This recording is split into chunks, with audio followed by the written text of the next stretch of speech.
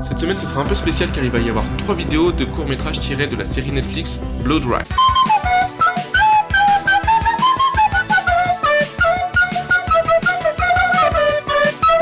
Note à moi-même, ne plus jamais rien annoncer.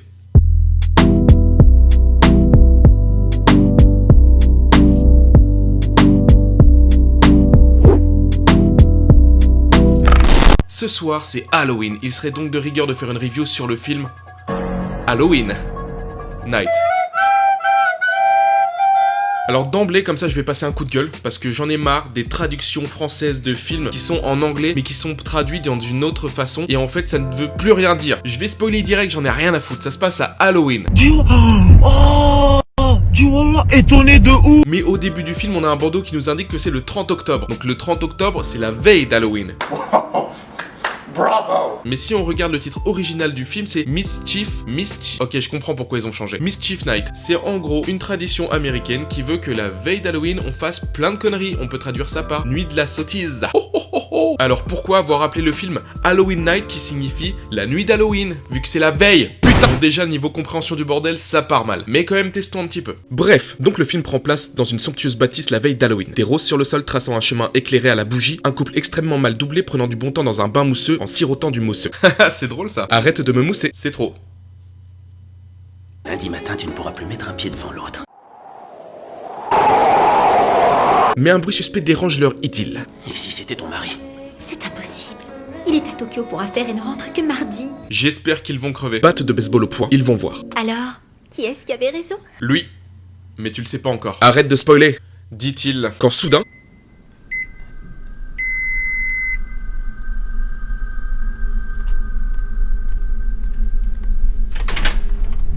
Ah! Mais ils sont complètement tarés, mettre un screamer aussi violent dès le début là comme ça sans prévenir. Mais la non-réaction de la fille est décalée face à la situation. Ouais, il y a quelqu'un? C'est juste des petits malins qui s'amusent. Quand j'étais jeune avec mes copines, on faisait toujours ce genre de farce la veille d'Halloween. Tiens, tu vois, les voilà. Sûrement une anglaise avec son flegme légendaire. Qu'est-ce qui se passe? J'en sais rien. Ah bon d'accord, donc une personne qui est rentrée, qui a mis bout sur ton micro-ondes et qui l'a allumé pour que tu t'en rendes compte, c'est moins grave que quelqu'un qui n'est pas derrière la porte après avoir sonné. On n'a pas la même notion de la normalité. Il y a quelqu'un là-dedans! Magnifique jeu d'acteur. Et c'est comme ça tout le film. Tandis qu'elle se cache, lui va à leur rencontre. Très utile. Bon allez, on va gagner du temps. Le méchant rentre, elle tente une sortie, tombe comme un sac, court à 2 à l'heure, s'enferme dans la voiture. Son mec meurt devant ses yeux. Elle se fait aveugler et...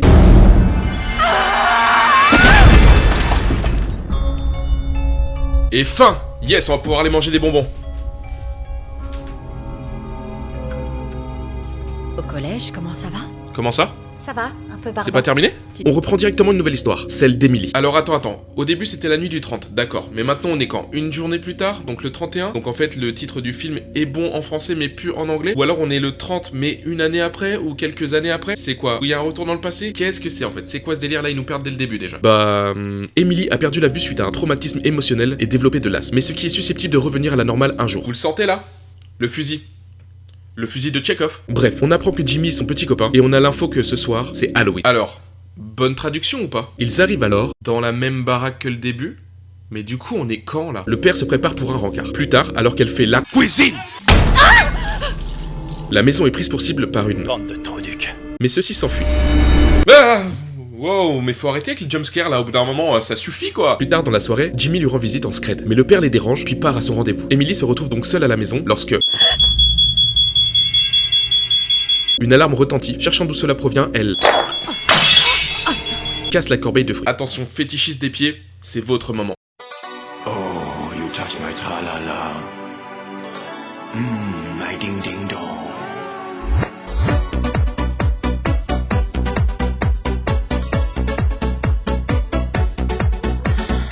Telle une tortue ninja, elle esquive tous les bouts de verre, mais soudain... Un inconnu frappe à la porte et se joue d'elle. Qui est là? Ça me rappelle quelque chose. Une femme aveugle dans une maison seule, un inconnu dehors qui a des intentions plutôt mauvaises. Pas le temps de se poser. Elle va vérifier que tout est bien fermé et se retrouve dans la buanderie. Oh, un breton. Emily se rassure. Ok, ce sont que des mômes, rien de plus.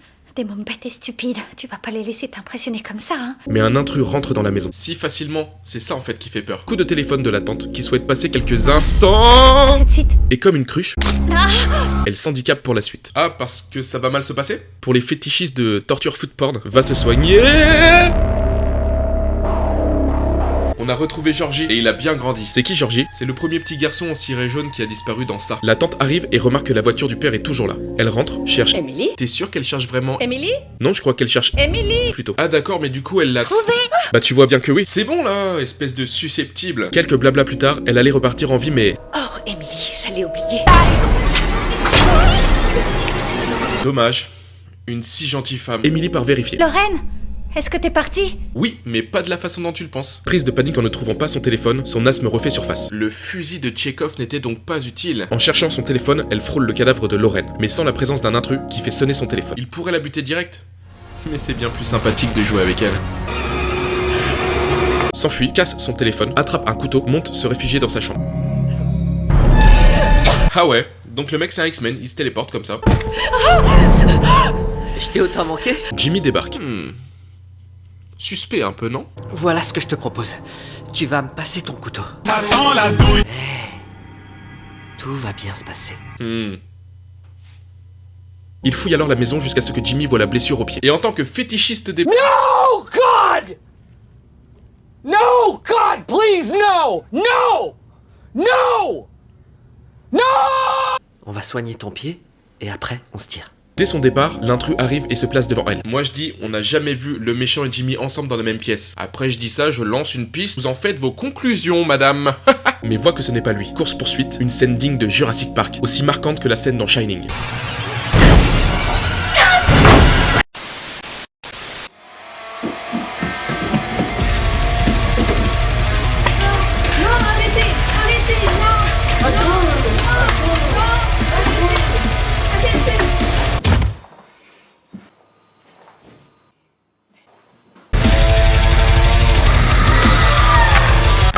Elle réussit à fermer le verrou inexistant. Petite crise d'asthme.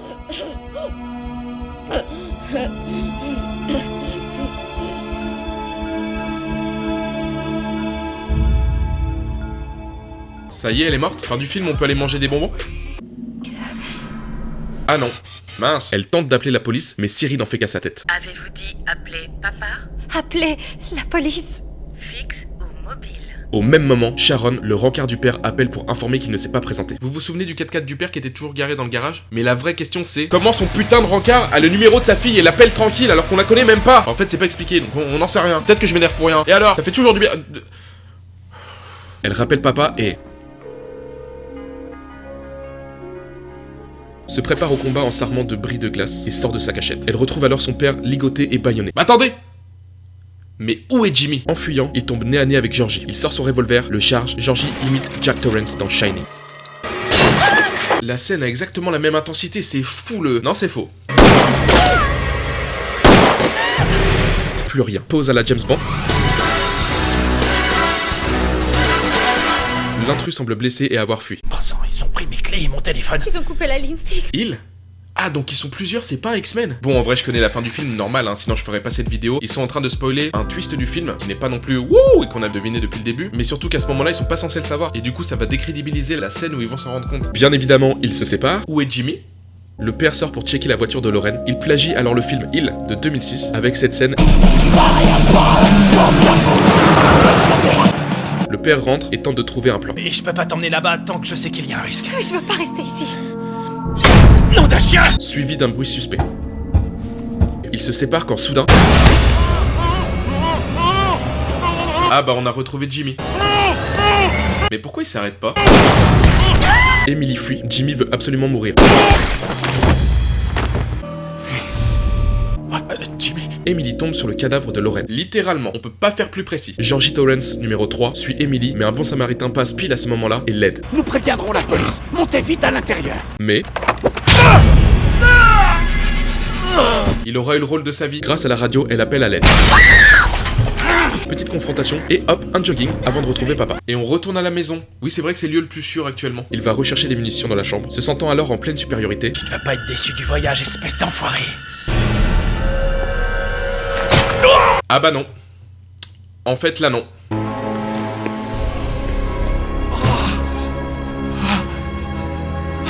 Non, je suis plusieurs. Je m'y attendais pas, c'est ouf.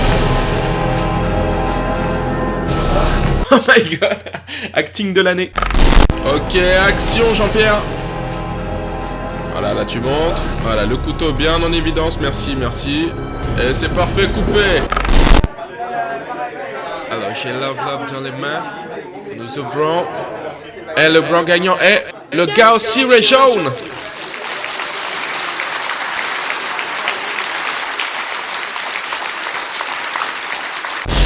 Mais Emily repense tout à coup au moment où elle a perdu la vue, lors d'un flashback mémorable. Et sa mère, accessoirement, le père se défend plutôt bien, tandis que le flashback d'Emily fait de la prévention routière. Elle envoyait un texto. Elle ne regardait pas la route. Papa perd le combat et au moment de se faire buter, il demande « Pourquoi est-ce que vous faites ça? Dis quelque chose. Vas-y, réponds-lui. Parce que c'est la nuit d'Halloween. » Emily localise alors la position des deux corps à l'étage, actionne la tronçonneuse et éviscère un des Georgie, puis coupe l'électricité, ce qui rend aveugle le dernier Georgie.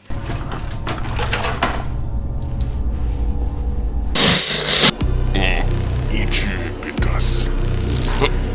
Mince, je vois vraiment plus rien. Je vais sortir ma lampe torche. Où es-tu? Connasse, je vois vraiment plus rien là. Je vois vraiment plus rien. Franchement, je vais t'avoir, sale pétasse. Je vais t'avoir. Cache-toi, c'est ça, cache-toi. Oh putain de. Je suis bourré. Une track digne de Don't Breath dans le noir. Ah, le tente, c'est fou l'intensité. Non, c'est faux. Emily tronçonne la jambe, puis établit une technique pour faire croire qu'elle est sortie. Et premier bon move du film, c'était sans compter sur le papa qui gâche tout. Emily arrive à choper l'arme, mais se retrouve face à Georgie. Et comme par hasard, se met à retrouver la vue, et en plus c'est parfaitement visé. Et tout se finit bien, à part la mort de la tante, la mort du petit copain, la blessure certainement mortelle du père, et sa blessure au pied. Mais à part ça, al dente. Mais ce n'est qu'un détail, voyons.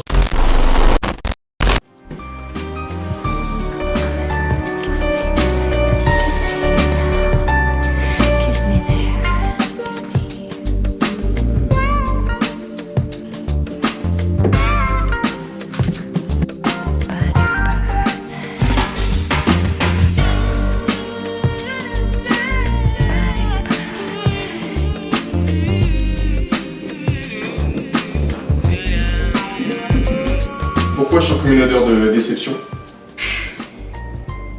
Bah c'est à cette heure-là que t'arrives? Bah c'est trop tard, moi j'avais la peau toute fripée. Désolé, j'ai été retenu au boulot par une visioconférence. Elle était animée par le porte-parole des Muets de France.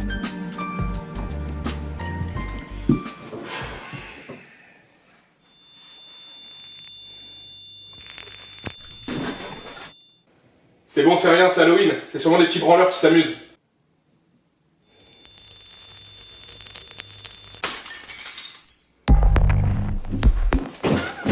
Tu peux aller voir, je crois qu'il y a quelqu'un qui est rentré dans la maison. Sérieux?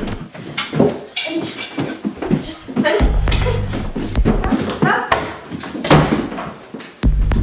Tu te rappelles que je suis aveugle, hein?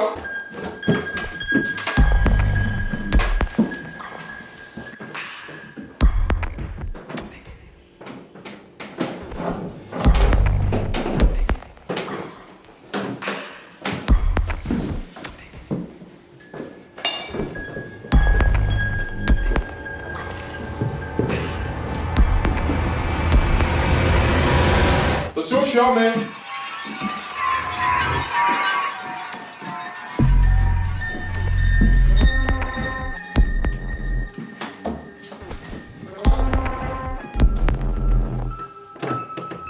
J'arrive.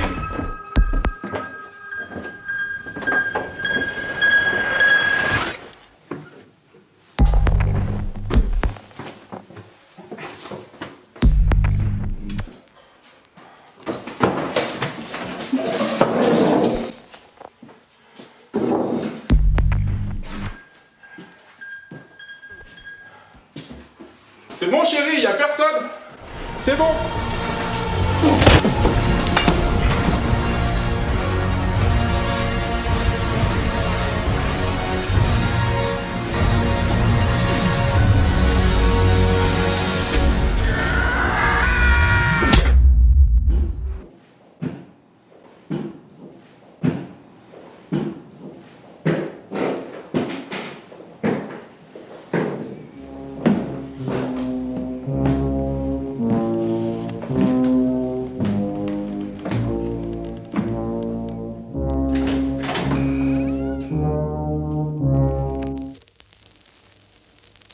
attendais plus.